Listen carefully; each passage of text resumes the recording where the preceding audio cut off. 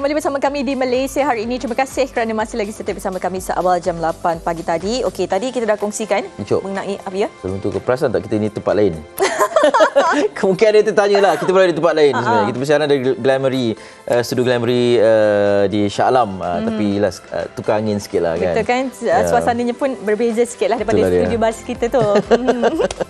Okey, tadi sebutkan tentang stroke. Yep. Yelah tadi Elia dia cakap lah mengenai yelah kalau orang ada yang tular kan, ada cucuk jari, tarik telinga dan sebagainya. Kita nak tahu itu adakah kaedah ataupun cara yang betul kan kalau kita terkena serangan stroke dan sebagainya. Dan adakah tindakan pertolongan cemas ini berupaya untuk meredakan ataupun meringankan situasi itu dan ataupun memudaratkan lagi. Kita nak fahami lebih lanjut tentang situasi ini. Kita nak bersama dengan Dr. Wan Ashraf Wan Zaidi, stroke neurologist dari Universiti Kebangsaan Malaysia, dan beliau juga merupakan timbalan pengurusi Malaysia Stroke Council. Assalamualaikum Doktor. Waalaikumsalam warahmatullahi wabarakatuh. Ya, terima kasih sudi bersama dengan kami, dan seorang lagi kita juga ada seorang pesakit stroke, Encik Muhammad Alif Muhammad Saidi. Assalamualaikum, apa khabar? Waalaikumsalam. Okey, baik. Terima kasih kerana sudi bersama kami juga. Difahamkan Muhammad Alif ini yang berusia sekarang 33 tahun, mengalami stroke dah 2 tahun ya? Betul. Okey, baik. Kita nak tanya dululah sebelum kita bersama dengan doktor, kita tanya situasi ini. Okey, macam mana, apa yang berlaku 2 tahun yang lalu, kalau boleh dapat dikongsikan? Okey, saya first kena stroke di sebuah pusat beli belah. Okey.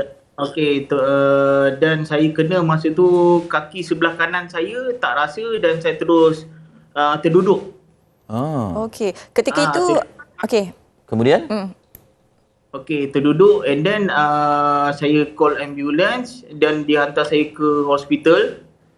Dan sebelum ni pun saya ada baca portal tentang stroke juga. Dia dalam masa within 4 hours kena rawat pergi hospital lah. Okey. Dan saya terus pergi ke hospital. Dan ketika di pusat membeli belah itu, Encik Alif seorang ataupun bersama teman? Saya bersama isteri saya. Baik. Maknanya ketika insiden itu berlaku, tidak jangka ataupun tidak tahu itu ialah stroke? Ya, sebab saya kena ni, saya tak ada apa-apa rasa. Saya tak ada rasa pening kepala, saya tak ada rasa tengkuk saya macam mengembang ke apa ke, tak ada. Cuma rasa dia terus bagi je one shot. Oh, terus. Okey, baik. Kemudian di hospital apa yang berlaku? Di hospital dia akan bagi macam-macam rawatan lah. Dia akan masuk MRI semua, dia akan scan. Dia tengok semualah dari sudut kita daripada A to Z, daripada hujung rambut sampai hujung kaki tengok. Okey, baik kan. Kalau kita lihat tadi gambar perkahwinan Encik Alif, dan kita juga difahamkan bahawa Encik Alif terkena serangan stroke ni sebelum beberapa bulan lah sebelum perkahwinan. Jadi mungkin Encik Alif boleh kongsikan kepada kita semua bagaimana situasi perasaannya ketika itu. Lagi beberapa bulan ingin melangsungkan perkahwinan kan, diserang pula stroke. Saya masa tu rasa macam down jugalah sebabnya nak kahwin tapi dah kena macam tu. Tapi saya fikir-fikir balik benda tu mungkin ada sebab lah benda tu. Jadi tapi bagi saya tak apa, stay positif. Saya kata benda ni nak kena teruskan, saya kena kuat semangat. Baik. Teruskan hidup, saya kena jalankan kehidupan yang biasa. Semangat kuat tu yang penting sebenarnya. Betul. Kan. Okey, maknanya ketika majlis perkahwinan dilangsungkan ataupun ketika pernikahan itu memang sedang mengalami kelumpuhan lah ya? Betul. Itu yang kita nampak dalam gambar tu, menggunakan kerusi roda kan? Betul. Itulah dia. Ya, okey, baik. Kita nak tanya Dr. Wan Ashraf Wan Zaidi ni tentang situasi stroke ni. Doktor, ini usia muda ni, 33 tahun ni kan. Jadi seolah-olah macam stroke ni tidak mengenal usia lagi sekarang. Boleh ulas lanjut? Okey, terima kasih pada soalan tu, Ali. So, stroke pada usia muda, sebenarnya kita lihat pada kajian yang dilakukan di seluruh dunia, terutama di United States, apabila kita bandingkan dengan di Malaysia, pada tahun 2015 kita dapati stroke juga berlaku kepada usia kurang daripada 60 tahun sebanyak 40%. Wow. So adalah amat tinggi ya. So ini adalah sama dengan United States. So So Malaysia saya rasa faktor risiko seperti biasa pada pesakit-pesakit muda iaitu darah tinggi, lebih kurang 3/4 pesakit. Kemudian kencing manis. Contoh di Ceras di Hospital UKM, Hospital Syamsul Tuan Kemukris, kajian kami menunjukkan 50% pesakit. Okay, kalau jumpa 2 orang, seorang tu kencing manis. Sangat-sangat manis. Okey. Betul kolesterol, obesity. So ini sama juga pada usia yang lebih tua, tetapi dia berlaku lebih awal. Ini mungkin kerana gaya hidup kita yang menyebabkan even pesakit-pesakit muda datang dengan faktor risiko yang sama. Alif antara contoh darah tinggi sebelum ni dan menyebabkan masalah jantung, tetapi pesakit paling muda yang saya jumpa kerana kencing manis ialah pada umur 23 tahun.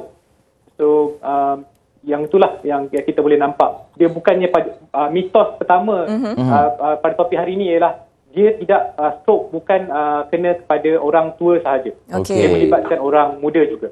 Stroke tidak mengenal usia sekarang ya. Betul. Jadi kalau doktor katakan tadi kan ada golongan yang berisiko kan penyakit kencing manis dan sebagainya. Maksudnya stroke ini diet kita, gaya hidup kita juga memainkan peranan lah dalam pada masa yang sama kan untuk kita mengelakkan risiko terkena serangan stroke ni. Adakah kita perlu jaga pemakanan? Adakah kita perlu mengamalkan gaya hidup yang betul-betul sihat untuk kita mengelak daripada terkena serangan stroke ni? Terima kasih Mas Ira. So memang itu adalah antara faktor yang kita boleh ubah, iaitu pemakanan yang sihat dan juga aktiviti harian yang sihat. Pemakanan yang sihat bermaksud kurangkan garam dalam makanan. Kalau boleh jangan ada tambahan makanan. Ini biasa berlaku jika kita makan masakan di luar. Kemudian kita kurangkan pengambilan makanan yang bergula, terutama kepada pesakit yang mempunyai risiko faktor sejarah keluarga kencing manis ataupun pada usia berusia. Dan saya beritahu tadi kepada yang muda dan kita suspek kencing manis, kita kena jaga pengambilan gula. Dan juga pengambilan makanan-makanan yang berlemak, contoh daripada makanan yang bergoreng, roti cana di Malaysia, kemudian McDonald's, KFC semua itu digoreng. Makanan segera lah makanan segera banyak makanan segera. So dan itu mesti dilakukan. Senaman 30 minit 5 kali seminggu. Sehingga kita agak mengah sedikit. Aerobik punya aktiviti itu lebih bagus. Okey, jadi menjalani kehidupan gaya hidup lah yang sihat lah sebenarnya. Bukan tak boleh makan makanan ni, boleh makan tapi bersederhanalah. Itu nasihat yang sering kita dengar kan. Cuma kadang-kadang kita terlepas pandang. Okey, Alif ialah dengan usia dan juga mempunyai situasi darah tinggi tadi ya. Betul. Ya. Okey, dan sebagai orang muda ni bukan kita lah, maknanya sebagai orang muda lah bila dapat tahu tentang penyakit tu banyak perkara yang dicari di Google-nya. Apa antara maklumat yang Alif cari bila tahu kena stroke ni? Okey, yang pertama saya akan tengok macam mana nak sihat dengan lebih cepat. Jenis makanan apa yang kita perlu makan. Okey. Dan kena tu je, saya selalunya benda ni jangan kita kena positive thinking. Jangan bagi hypertension ke apa ke, kita lupakan sekejap, kita fikirkan diri kita dulu. Okey, itu kira ialah perkara penting tu sebab mindset tu kena betul juga kan. Betul. Maksudnya Alif ada Google di internet dan sebagainya, cara-cara mungkinlah bagaimana untuk mengurangkan risiko terkena stroke dan sebagainya. Ada tak betul-betul ikut apa-apa yang Alif jumpa ketika carian di Google tu? Ada. Ada, semua ada. Ya. Jadi memberikan kesan lah menampakkan kesan. Betul. Okey, Dr. Wan Ashraf, antara yang menjadi tular, yang menjadi perkongsian dalam kalangan rakyat Malaysia ini ialah cerita tentang bagaimana mengendalikan individu yang baru saja terkena serangan stroke. Antara yang disebutkan adalah mencucuk ataupun keluarkan darah dari hujung jari, tarik telinga dan macam-macam lagi. Apa komen doktor tentang perkongsian ini? Okey, terima kasih.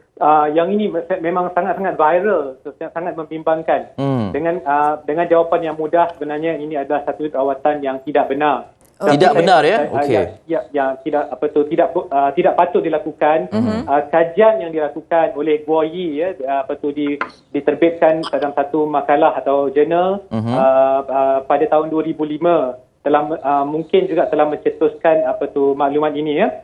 So jika kita cocok di hujung jari, salur darah yang tersumbat ialah di otak. Okey. So jika kita cocok di hujung jari itu jauh daripada di otak. Betul. Kemudian mungkin ada risiko jangkitan pada hujung jari. Kalau pesakit kencing manis nanti dah hilang jari pula. Apa yang tadi masyarakat boleh lihat daripada video yang running tadi.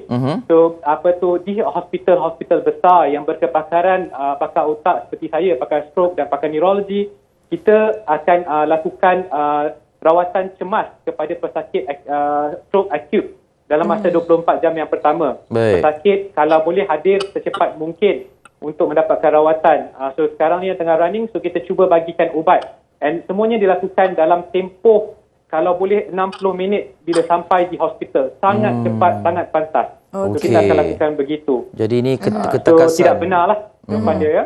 Okey, satu lagi saya bertanya soalan ni sebab antara yang dikongsikan juga selain daripada cucuk ujung jari itu ialah pengurusan pesakit atau mereka yang kena stroke tu katanya bahaya risikonya lebih tinggi apabila dialihkan ke ambulans sebagainya, akan berlaku gegaran dan macam-macam lagi. Sejauh mana itu benar juga? Okey.